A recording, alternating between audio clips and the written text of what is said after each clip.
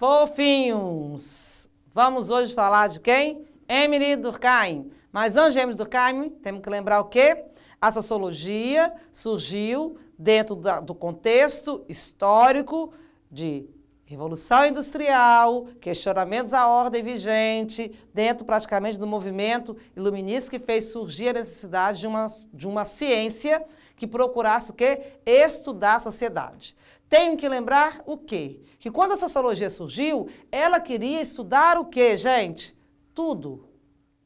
Tudo. Só que o que acabou acontecendo? Ela estudava tudo, mas de forma muito superficial. Porque, lembre-se sempre, você está sentado aí e imagine a quantidade de acontecimentos que estão ocorrendo nesse momento. Tudo vai virar fato social para ser estudado? Não, nem tudo.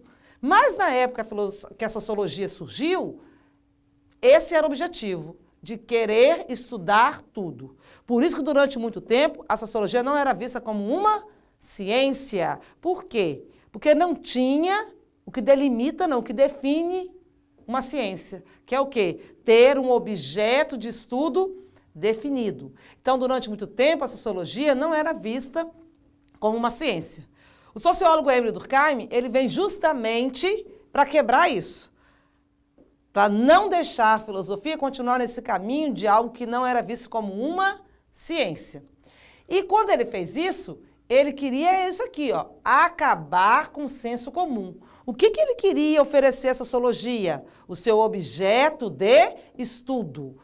E para oferecer o objeto de estudo, ele deveria definir com precisão o que seria esse objeto de estudo. Por isso que muito se fala, quando fala de sociologia, muitas pessoas nem lembram de Augusto Comte, muitas pessoas lembram efetivamente de quem? De Durkheim. Por quê? Porque foi ele que ofereceu à sociologia o seu objeto de estudo.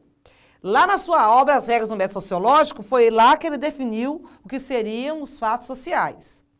O objeto de sociologia, para Durkheim, é chamado de quê? Fatos sociais. Mas, professora, se você falar de fato social, é algo ainda muito amplo, mas não para Durkheim.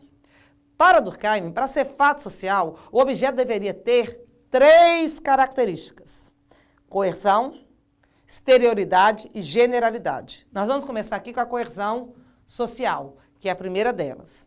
Lembrando que coerção é tudo aquilo que é uma imposição. Então, é como se eu estivesse dizendo assim, ó, primeira característica do fato social é a coerção social, ou seja, é a imposição social.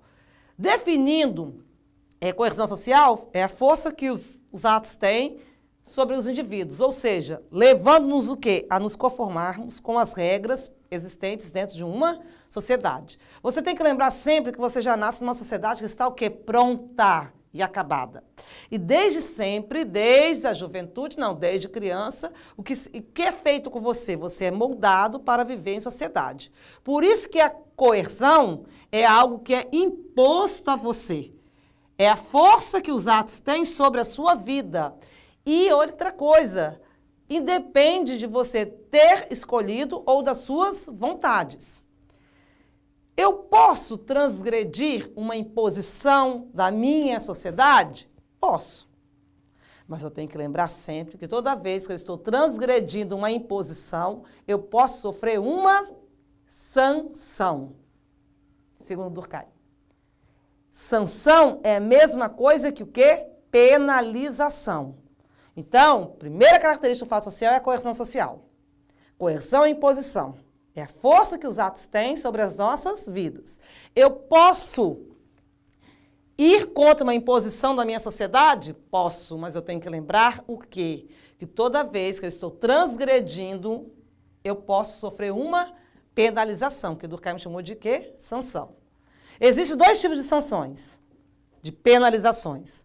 As sanções legais ou espontâneas. As 2 imagens aqui estão nos remetendo a que Durkheim chamou de sanções legais. O que seria, então, uma punição legal? Tudo aquilo que está previsto na lei. Na forma de quê? Infração e penalidade. Então, eu vou infringir e posso sofrer uma penalização. Aqui, o exemplo clássico que tem aqui é o quê? A multa de trânsito. A via mande que eu dirija a 60 km por hora. Eu posso dirigir a 120? Não deveria, mas posso. Não é isso? Ou posso e não deveria.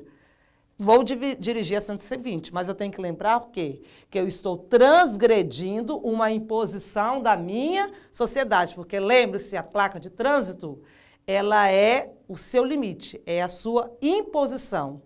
É o seu limite para o tráfego dentro da sociedade. Então, ela é algo impositivo a você. Então, se você for transgredir, você tem que lembrar o quê? Que você pode sofrer uma punição, que nesse caso seria uma multa. As sanções, tanto as legais quanto as espontâneas, elas estão ali para colocar, não, para punir todo aquele que quer transgredir uma regra dentro da sociedade. Para lembrarmos das sanções espontâneas, vamos ficar para a próxima aula. Lembrando, sanção legal é tudo aquilo que está previsto na lei. Tchauzinho!